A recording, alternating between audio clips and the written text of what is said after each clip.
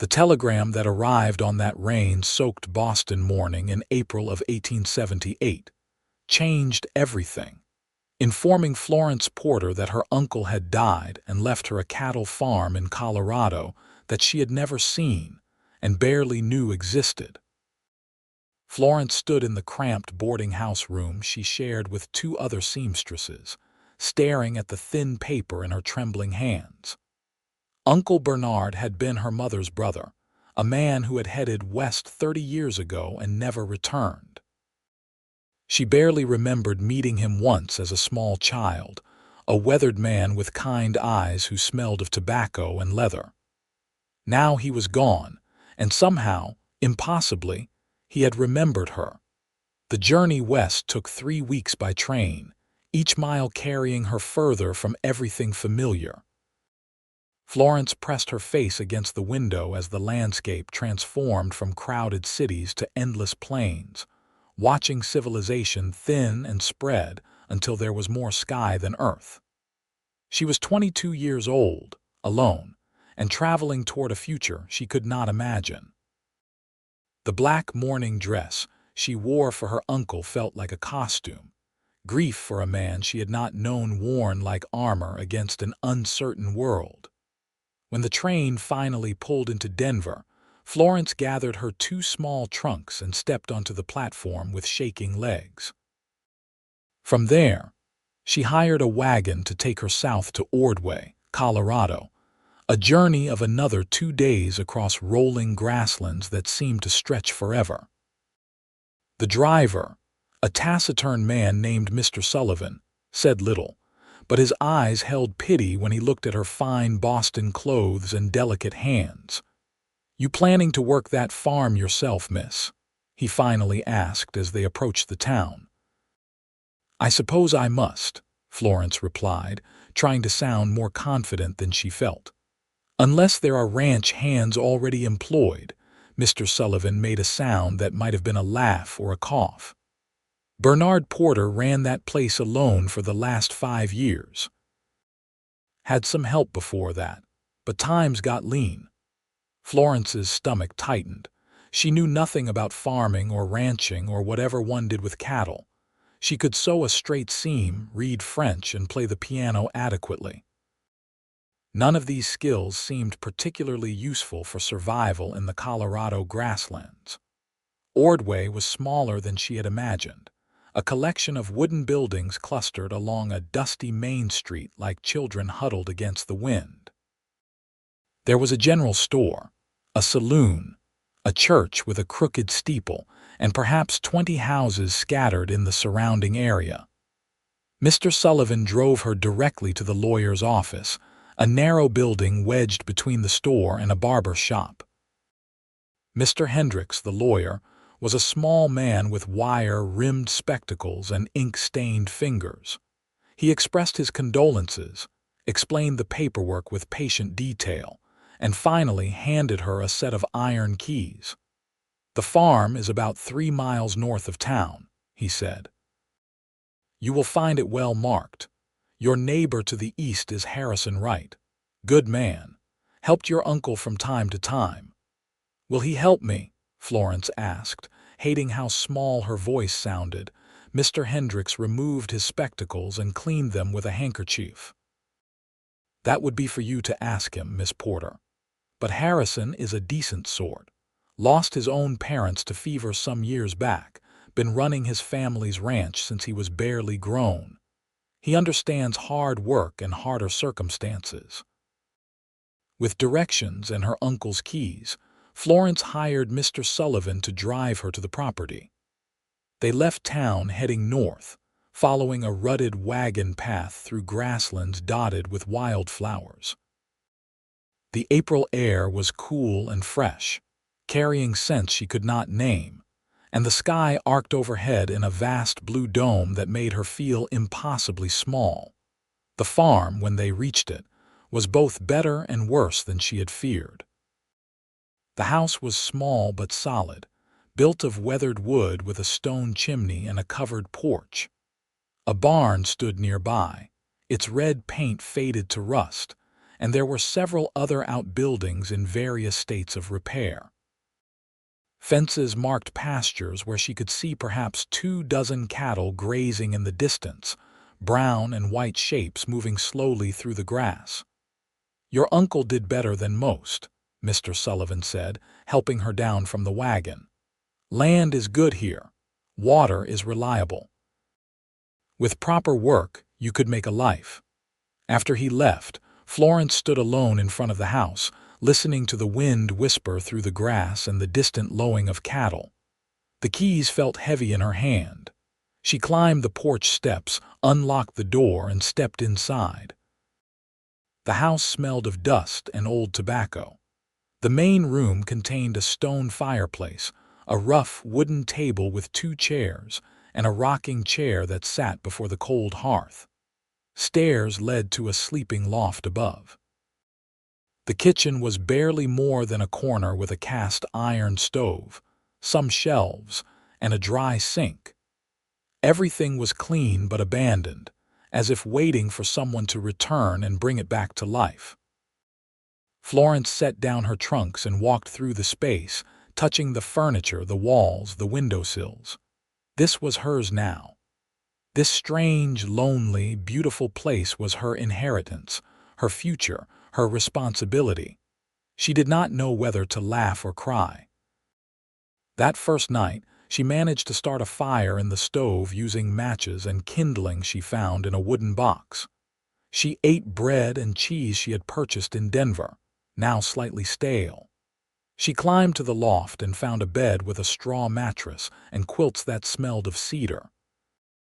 She lay awake for hours, listening to sounds she did not recognize, watching moonlight paint strange shadows on the slanted ceiling, and wondering what she had done. Morning came too early, announced by roosters she had not realized she possessed. Florence dressed in the simplest dress she owned, a gray cotton work dress that had seemed practical in Boston, but now appeared laughably inadequate. She went outside and found the chickens scratching in a coop behind the house, found eggs in the nesting boxes, and felt a small surge of accomplishment at this tiny success. But then she looked at the barn, at the distant cattle, at the fences that needed repair and the work that needed doing, and the overwhelming impossibility of it all crashed down on her. She did not know how to care for cattle. She did not know how to fix fences or operate farm equipment, or do any of the 1,000 things that must need doing. She was standing there, paralyzed by her own ignorance, when she heard the sound of approaching hoofbeats. Florence turned to see a rider coming across the grassland from the east, moving at an easy lope. As he drew closer, she could make out details. A tall man on a paint horse, wearing a wide-brimmed hat, work clothes, and boots dusty from travel. He reined in near the house and removed his hat, revealing dark brown hair and a face that was young but weathered, perhaps 25 or 26 years old. His eyes were gray-green, striking against his sun-bronzed skin. "Morning," he said, his voice deep and measured. "You must be Bernard's niece. I'm Harrison Wright. My ranch is just east of here. Saw smoke from your chimney yesterday and figured you had arrived." "Florence Porter," she replied, trying to stand straight and appear competent. "It is kind of you to call." Harrison dismounted with the easy grace of someone who had spent his life on horseback. Up close, he was even taller than she had thought, lean and strong with calloused hands and an air of quiet capability that made her feel even more inadequate. "I was sorry to hear about Bernard," Harrison said.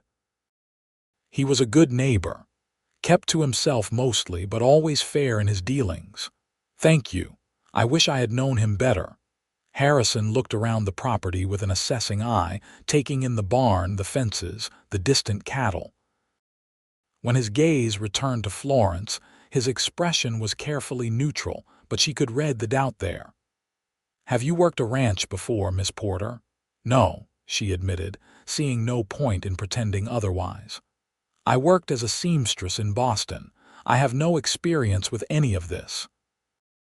He absorbed this information with a slight nod, turning his hat in his hands. "That is going to make things difficult. Cattle need daily attention. Fences need constant repair. There is feeding, watering, medical care, calving season roundup. It is not work you can learn from a book." "I understand that," Florence said, feeling heat rise to her cheeks. "But I have no other options. I came here because this is what I have. I intend to make it work. Intention is not enough out here. Good intentions do not feed cattle or survive winter." His words stung because they were true, but they also sparked anger in her chest. She had not come all this way to be told she would fail before she had even tried. "Then what would you suggest, Mr. Wright?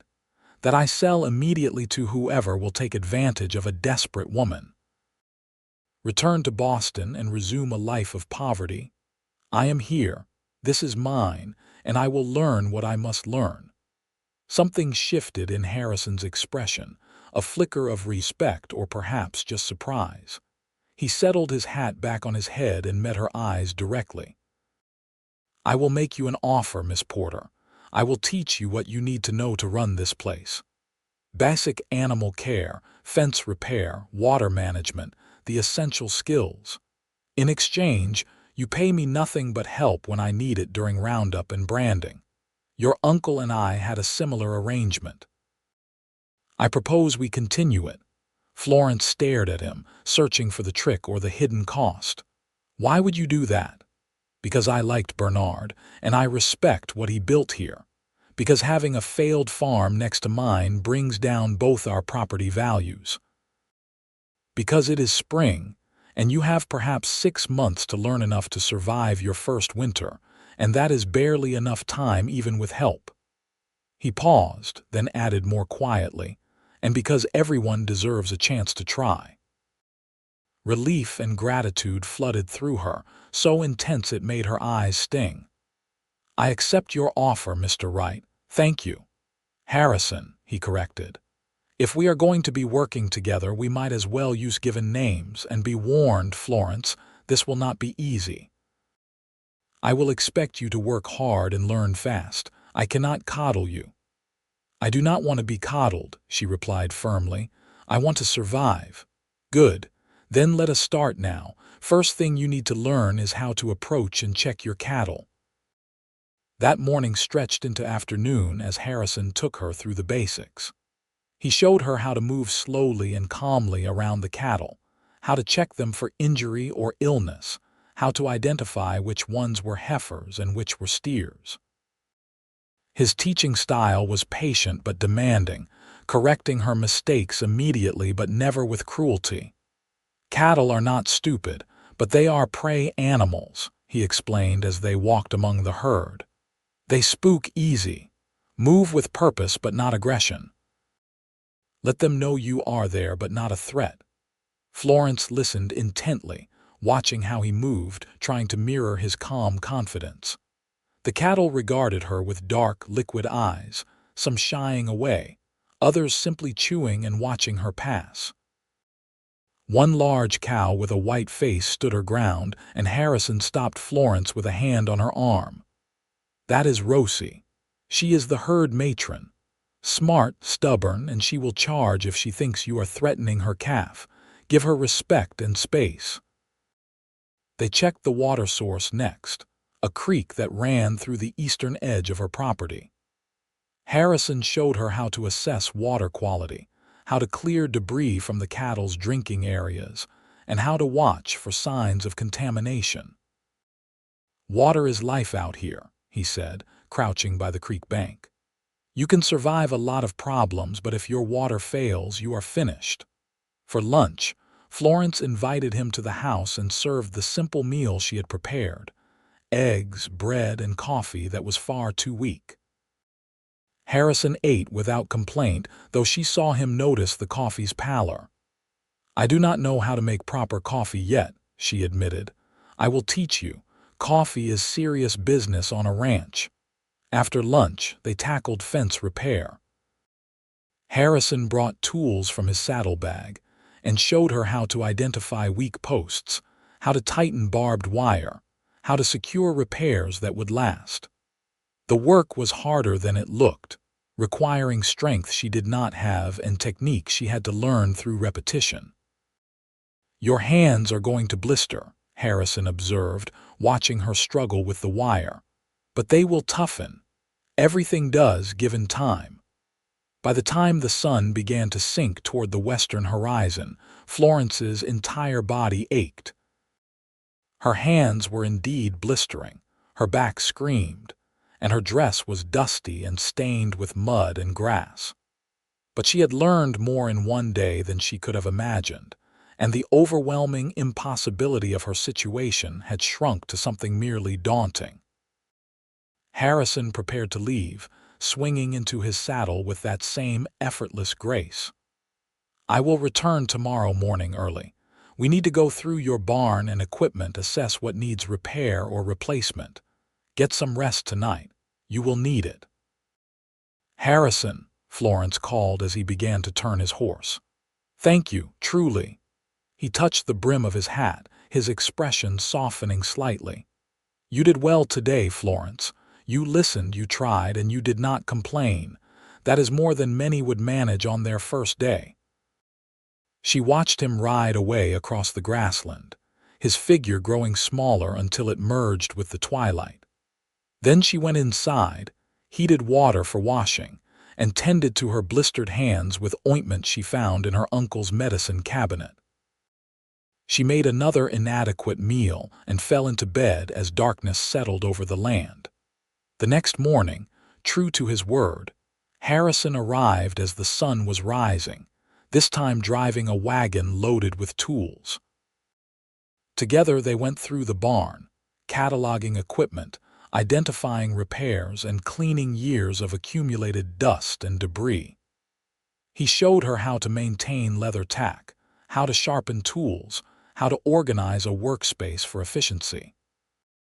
"Your uncle was a good worker but not a great organizer," Harrison commented, surveying the cluttered barn. "We can improve on this." Days fell into a pattern. Harrison arrived each morning and stayed until afternoon, teaching her ceaselessly. Some days they worked on her property, repairing fences, organizing the barn, checking cattle, planting a late vegetable garden. Other days he took her to his ranch and showed her larger-scale operations, how to work cattle through chutes, how to identify and treat common illnesses, how to prepare for calving season. His ranch was more prosperous than hers, with a larger house, better-maintained buildings, and several hired hands who worked under his direction. Florence met them all, rough men with weathered faces who regarded her with curiosity and varying degrees of skepticism. But Harrison's respect for her seemed to grant her a measure of acceptance, and gradually they began to offer their own advice and assistance. "Miss Porter," one older hand named Dutch called one day, "you want to learn to rope, you come find me. I will teach you proper." Florence learned that Harrison's parents had died of typhoid fever 7 years earlier, when he was 19, and his younger sister, Emily, was 14.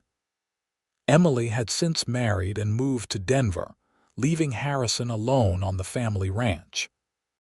He ran it with quiet competence, well respected by neighbors and hands alike, but Florence sensed a loneliness in him that mirrored her own. They rarely spoke of personal matters during those first weeks, keeping their conversations focused on practical ranch work. But small revelations emerged naturally.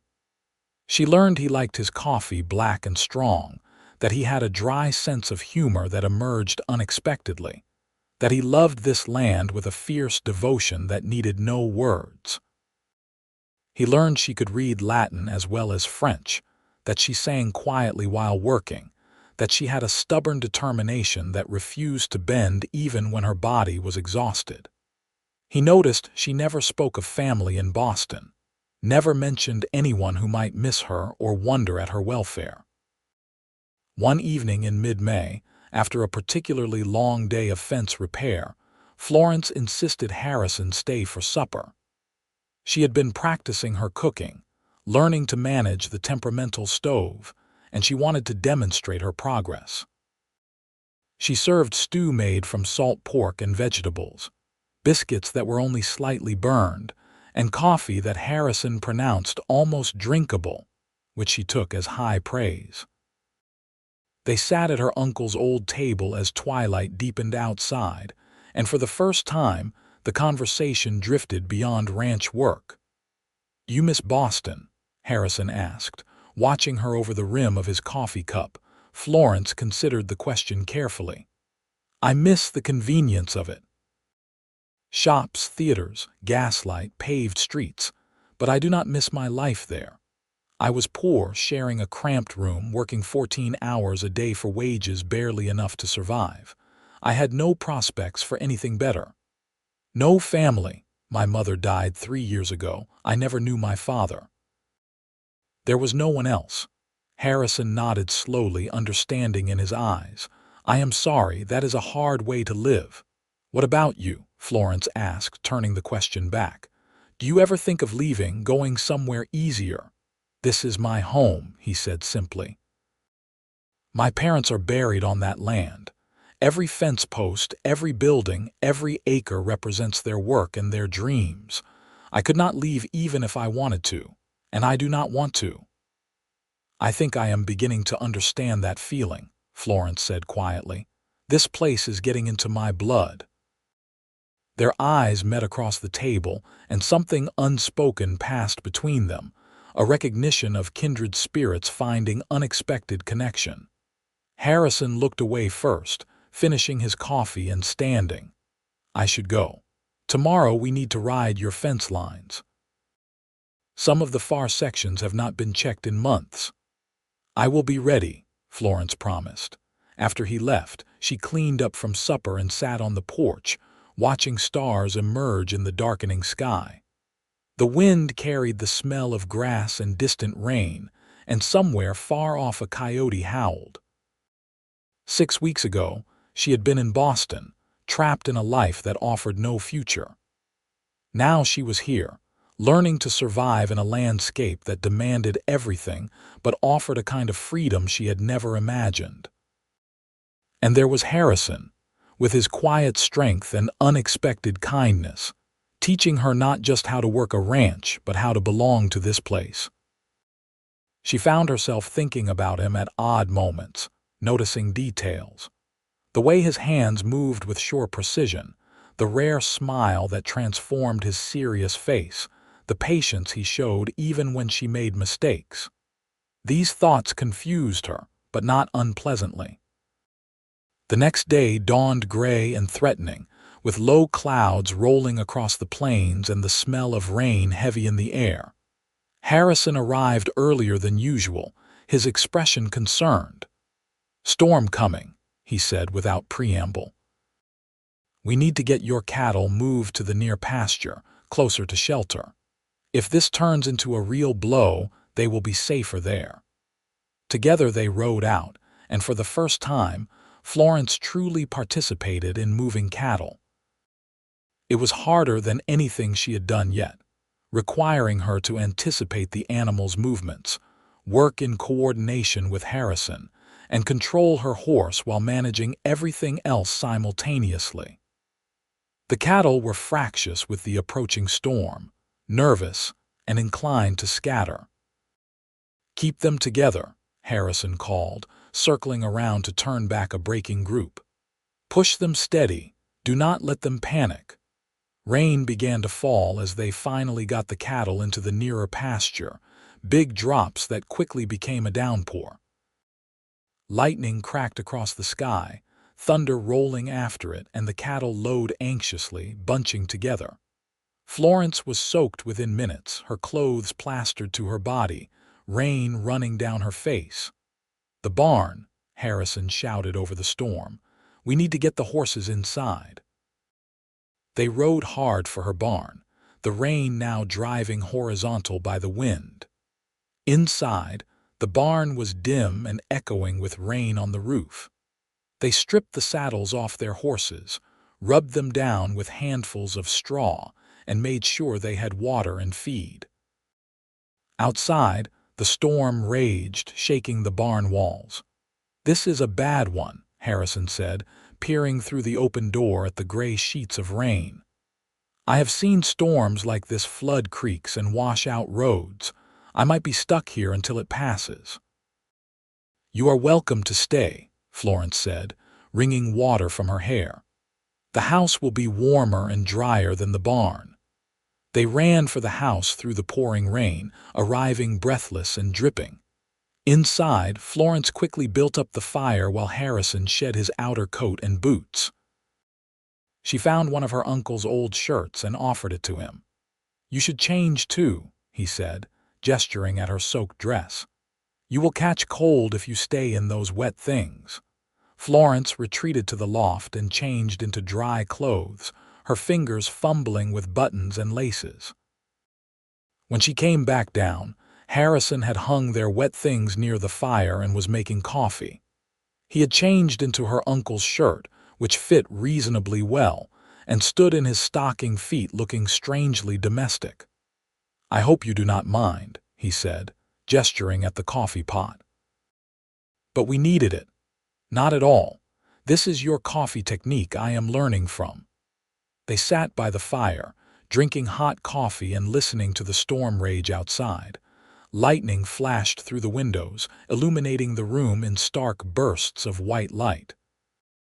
Thunder shook the house, rattling the windows. It felt strangely intimate, the two of them alone in the small house while nature demonstrated its power beyond the walls. "Are you frightened?" Harrison asked, watching her face in the firelight. "Should I be? The house is solid." "We are safe enough. But storms like this can do damage. We will need to check everything once it passes." "Then I will worry about damage when I can do something about it," Florence said. "Right now, I am grateful to be dry and warm." Harrison smiled, a genuine full smile that she had rarely seen from him. "You are adapting well to ranch life. That is the right attitude. I had a good teacher." They talked through the afternoon as the storm continued, conversation coming easier than it had before. Harrison told her about growing up on the ranch, about his parents' dreams for the land, about his sister Emily and her new life in Denver. Florence shared memories of her mother, of Boston streets and theater performances she had glimpsed from the cheap seats, of dreams she had once held that seemed impossibly distant now. "You regret coming here?" Harrison asked as the storm finally began to ease, the rain settling into a steady drizzle. "No," Florence said without hesitation. "My life in Boston had no future. Here I do not know what the future holds, but at least it is possible. At least I have a chance." "You have more than a chance. You have worked harder than anyone I know would have in your position. You have learned faster than I expected. You are going to make this work, Florence." The way he said her name, with warmth and certainty, made something in her chest tighten. She looked at him across the small room, really looked at him, seeing not just her teacher and neighbor but a man who had given her time and knowledge and patience when he had no obligation to do so. A man who had lost his own parents and carried the weight of their legacy with quiet strength. A man who, she realized with sudden clarity, had become important to her in ways that went beyond gratitude. "Thank you," she said softly, "for everything, for helping me, for believing I could do this." "You did not need me to believe in you," Harrison replied. "You believed in yourself. I just showed you some techniques." The storm passed, leaving the world washed clean and smelling of rain and earth. Harrison prepared to leave as the sun broke through the clouds, painting the wet grassland in gold and green. At the door, he hesitated, turning back to her. "Florence, I want you to know that helping you has not been a burden. I have enjoyed these weeks, enjoyed your company. I just wanted you to know that." Before she could respond, he settled his hat on his head and strode toward the barn where his horse waited. Florence stood in the doorway, watching him go, her heart beating harder than the ranch work warranted. Summer arrived with heat that shimmered over the grasslands and turned the sky into a vast blue dome. Florence's hands had toughened, her body had strengthened, and she moved through her daily work with growing confidence. She could check cattle, repair fences, manage her water sources, and handle a dozen other tasks that had seemed impossible 3 months earlier. Harrison still came regularly, but the nature of his visits had shifted. The intense daily teaching had eased into something more collaborative. They worked together as partners now rather than teacher and student, and their conversations ranged far beyond ranch management. They talked about books, though reading material was scarce. They debated politics and religion. They shared silence that was comfortable rather than awkward. The ranch community began to accept Florence as one of their own. She attended a barn dance in town and met other ranchers and their families. The women were curious about the city woman trying to run a ranch alone, some skeptical, others supportive. The men treated her with cautious respect, watching to see if she would last or fail. But it was Harrison's presence at her side that gave her true standing. His respect for her was obvious, his confidence in her abilities clear, and his protection unspoken but understood. No one questioned Florence's place when Harrison Wright stood beside her. "People are starting to talk," Dutch mentioned one day when Florence visited Harrison's ranch to help with branding. "About you and the boss." "Talk about what?" Florence asked, though her stomach fluttered nervously. "About whether he is courting you, whether there might be a wedding. You spend a lot of time together." "He is teaching me to run my ranch, that is all." Dutch gave her a knowing look. "If you say so, miss. But I have known Harrison since he was a boy, and I have never seen him look at anyone the way he looks at you." Florence tried to dismiss the comment, but it lodged in her mind, growing roots.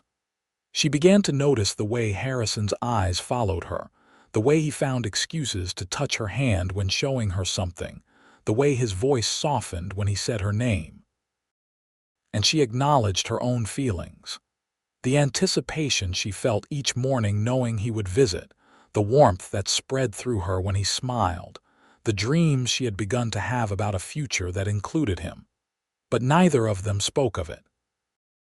The careful boundary between teacher and student, neighbor and neighbor, remained in place even as unspoken feelings grew stronger. In late July, a traveling preacher came through Ordway, and the community gathered for a Sunday service in the small church. Florence sat near the back, wearing her best dress, her hair carefully pinned. She saw Harrison across the aisle, clean-shaven and uncomfortable in a suit coat, his attention ostensibly on the preacher but his eyes drifting regularly to where she sat. After the service, the community gathered for a potluck dinner on the church grounds. Long tables were laden with food, children ran shrieking through the grass, and adults clustered in conversation groups. Florence found herself swept into the company of ranch wives, women who asked detailed questions about her chickens and garden, and shared advice about preserving food for winter. Harrison approached as the afternoon sun began to angle toward evening. "Walk with me," he asked, offering his arm. They strolled away from the crowd, following a path that led toward a small creek that ran behind the church. The sounds of the gathering faded behind them, replaced by birdsong and the whisper of water over stones.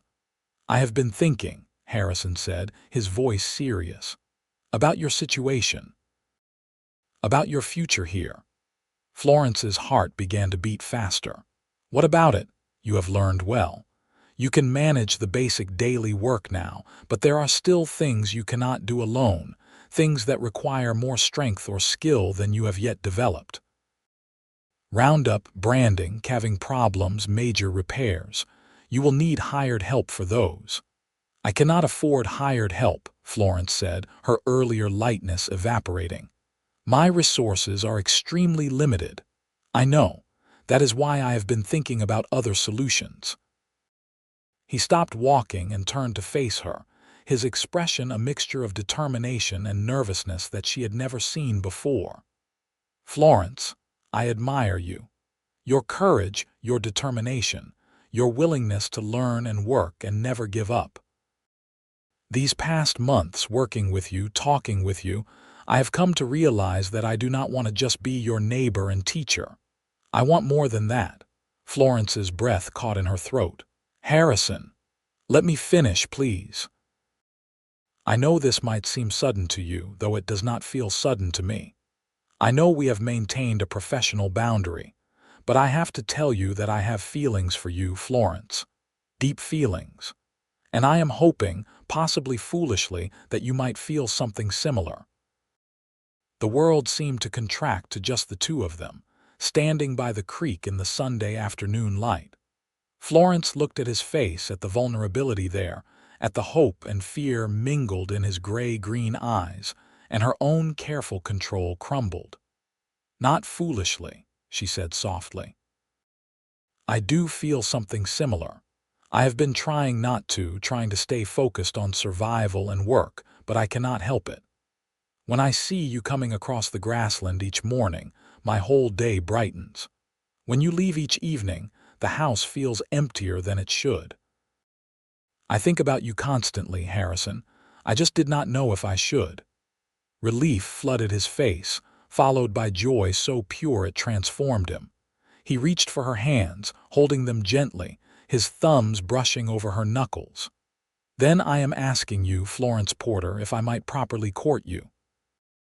If I might work not just toward your ranch's success, but toward a future together. If you would consider becoming not just my neighbor, but my wife. Tears pricked Florence's eyes, but they were happy tears. Yes, she said. Yes to all of it. Harrison pulled her into his arms, and she went willingly, feeling his strength surround her, his heart beating against her cheek. They stood there by the creek, holding each other while their future spread before them like the endless Colorado sky.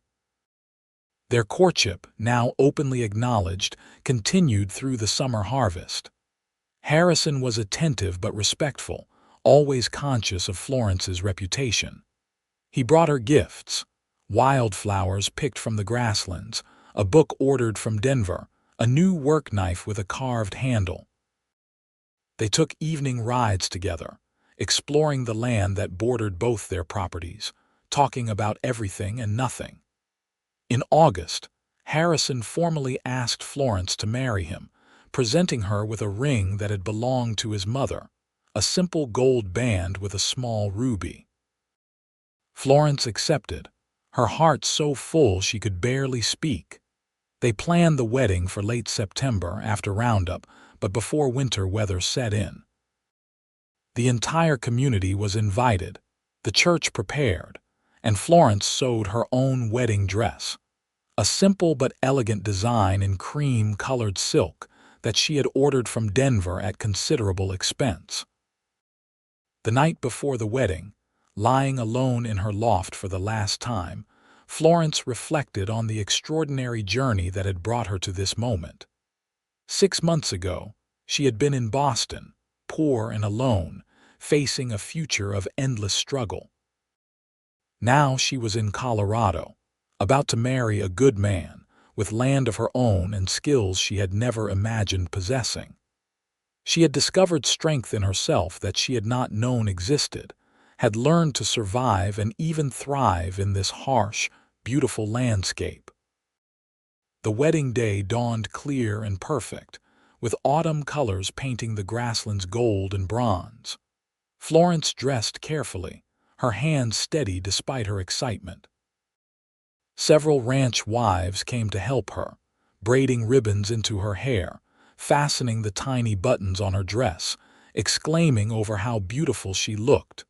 The church was packed, the whole community turning out to witness the marriage. Florence walked down the aisle alone, having no one to give her away, but she walked with her head high and her eyes fixed on Harrison, who stood at the altar looking handsome and nervous in his best suit. The preacher spoke of commitment and partnership, of the bonds of marriage and the challenges of building a life together.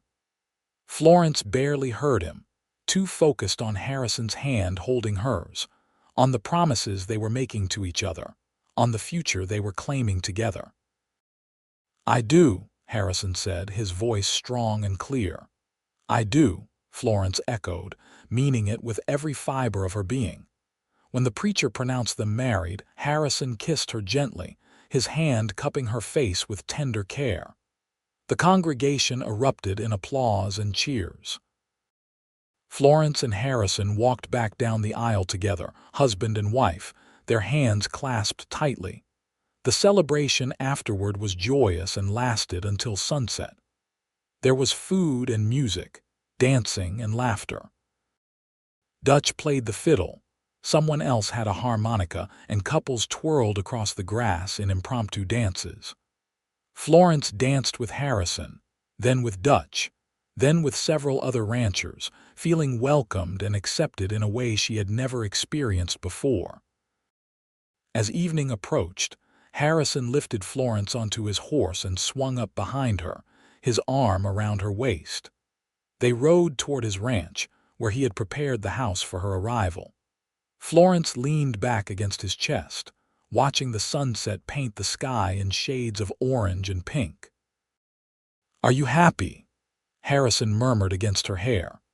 "Happier than I knew I could be," Florence replied honestly. The ranch house was larger than her uncle's place, with a proper bedroom downstairs and enough space for a real family. Harrison had made an effort, she saw, cleaning and organizing, putting wildflowers in a vase on the kitchen table, making everything welcoming. Their wedding night was gentle and sweet, Harrison patient with Florence's inexperience, focused on her comfort and pleasure. They came together with tenderness and growing passion, learning each other's bodies, forging a physical bond to match the emotional connection they had already built.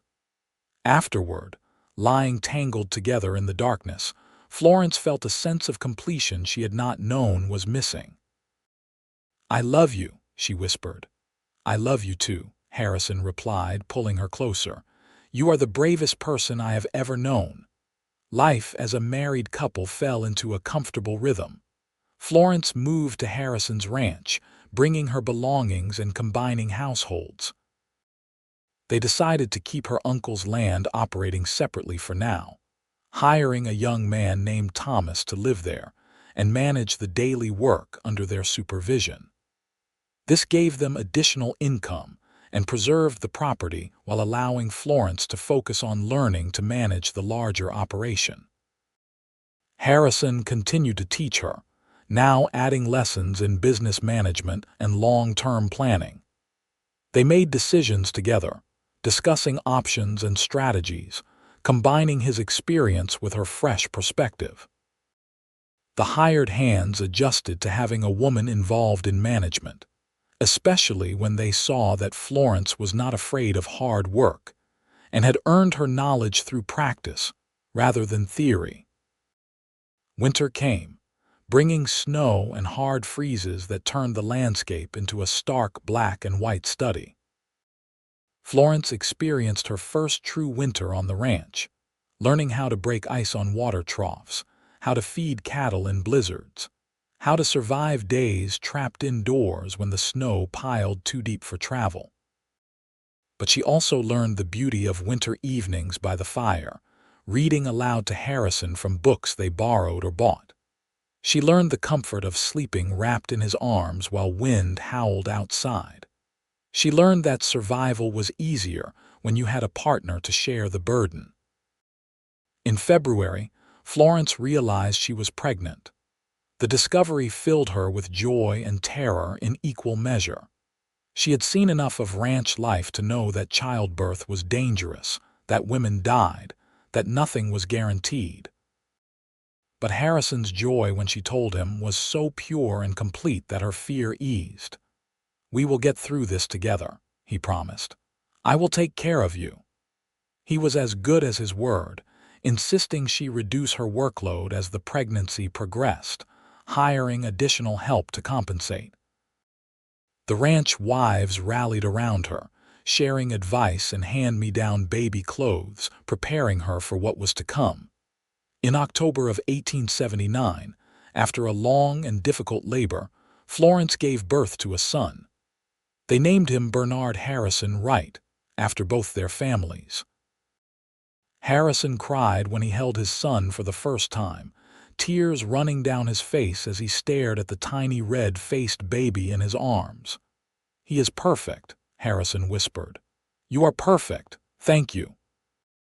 Florence, exhausted but elated, watched her husband with their son and felt her heart expand to hold even more love than she thought possible. The years that followed were full and rich. Florence continued to work the ranch alongside Harrison, now balancing motherhood with ranch management. Bernard, called Bernie by everyone, grew into a sturdy, curious boy who learned to ride almost before he could walk. In 1882, Florence gave birth to a daughter they named Rose, after the old matriarch cow that still led the herd. Rose had her mother's dark hair and her father's gray-green eyes, and she proved to be as determined and stubborn as both her parents combined. The ranch prospered under their combined management. Harrison's experience and Florence's fresh ideas created innovations that increased productivity. They expanded the herd, improved their breeding stock, and developed a reputation for quality cattle. Florence's uncle's land eventually merged fully with Harrison's ranch, creating a substantial operation that provided well for their family. Florence never forgot her roots or the desperation that had brought her to Colorado. When a young woman arrived in Ordway in 1885, having inherited a small farm from a distant relative and knowing nothing about ranch life, Florence and Harrison were the first to offer help. Florence took the frightened girl under her wing, teaching her the way Harrison had once taught her, passing on the knowledge and the kindness. "This is how we survive out here," Florence explained to the girl, whose name was Sarah. "We help each other. We teach what we know. We give others the chance we were given." In 1887, a third child arrived, another son they named Thomas after the young man who had helped them so much in the early years. Thomas was quieter than his siblings, thoughtful and observant, with a natural gift for working with animals. The Wild West was changing. Railroads spread, bringing more people and more commerce. Ordway grew from a handful of buildings to a real town with schools and shops and even a telegraph office. But the land remained constant, still demanding hard work and respect, still offering beauty and freedom to those willing to claim it. On their 10th wedding anniversary in 1889, Harrison took Florence on a picnic to the spot by the creek where he had first told her his feelings. They sat on a blanket while their children played nearby, watching clouds drift across the endless sky. "Do you ever regret it?" Harrison asked, a question he had asked before over the years. "Staying here instead of going back east?" Florence looked at their 3 children, healthy and happy and wild as the land they lived on. She looked at her husband, still handsome, still strong, with silver now threading his dark hair. She looked at the grasslands rolling away in every direction, at the cattle grazing peacefully, at the life they had built together through hard work and love and determination. "Never," she said firmly. "This is home. You are home. This life we have built together, this is everything I never knew I wanted." Harrison pulled her close, kissing her temple. "You came here not knowing anything, scared and alone. Look at you now. Look at what you have become." "We became it together," Florence corrected. "You taught me how to survive. I could never have done this alone." "Maybe I taught you some techniques," Harrison conceded. "But the courage, the strength, the determination to keep going even when it was hard, that was all you. You had that when you arrived. You just did not know it yet."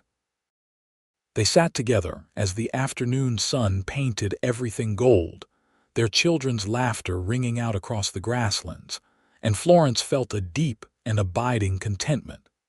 She had traveled so far, in miles and in spirit, from that cramped Boston boarding house to this vast Colorado sky. She had transformed from a frightened seamstress into a capable ranchwoman, from a lonely orphan into a beloved wife and mother. The journey had been harder than anything she could have imagined, but the destination had been worth every struggle. Here, with Harrison beside her and their children running wild through the grass, with land that was theirs and a future that stretched bright before them, Florence had found something more valuable than any inheritance. She had found home. As the years continued to pass, the Wright Ranch became known throughout the region as one of the best managed operations in Colorado. Bernie grew into a capable young man who loved the ranch as much as his parents did, already learning the skills he would need to eventually take over. Rose developed a talent for training horses, gentling even the most difficult animals with patience and intuition. Thomas showed signs of becoming the family scholar, learning quickly and asking endless questions about everything from cattle breeding to astronomy. Florence and Harrison grew older together, their love deepening with each passing year. They faced challenges together, drought years when they had to make hard decisions about the herd, economic panics that threatened their stability, illness and injury that tested their resolve. But they faced it all as partners. United in purpose and commitment on quiet evenings, they still sat on the porch together, watching the sunset paint the sky in brilliant colors. Harrison would take her hand, his thumb rubbing over her knuckles in a gesture that had become automatic over the years, a physical reminder of his constant presence and support. "I love you," he would say, as he had said countless times before. "I love you too," Florence would reply, meaning it as deeply as the first time she had spoken those words. The telegram that had arrived so many years ago, announcing an inheritance from an uncle she barely knew, had changed everything. It had brought her to this place, to this man, to this life. Florence had arrived to claim a farm, expecting only property and obligation. Instead, she had found love, family, and a future beyond anything she could have dreamed. The cowboy next door had taught her how to survive, but together they had learned how to truly live. And in the vast wild landscape of Colorado, under the endless western sky, they built a legacy that would endure long after they were gone, a testament to courage and love, and the extraordinary things that happen when two people choose to face the future together.